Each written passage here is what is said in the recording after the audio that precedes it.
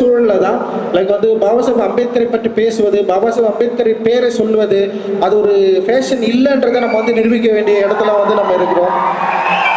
So வந்து அமித்ஷா மாதிரியான ஆட்களுக்கு நம்ம வந்து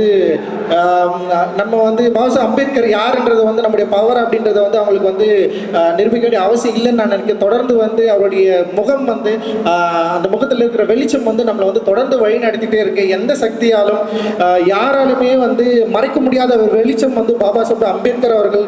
ஸோ அவரை வந்து நம்ம வந்து தொடர்ந்து ஃபாலோ பண்ணுவதன் மூலமாக, அவரை வந்து தொடர்வதன் மூலமாக, அவருடைய கருத்துக்களை தொடர்ந்து பேசுவதன் மூலமாக, நம்முடைய மக்கள் கிட்ட கொண்டு போய் சேர்ப்பதன் மூலமாக அவர் 100 ஆண்டு காலம் நம்மோடவே இருப்பார். அவரை எந்த காரணத்துக்கும் நம்ம விட்டு விலக்கவே முடியாது அப்படின்றத வந்து சமீபத்திய நிகழ்வுகள் வந்து அது மிக ஆணித்தரமா வந்து சொல்லுது.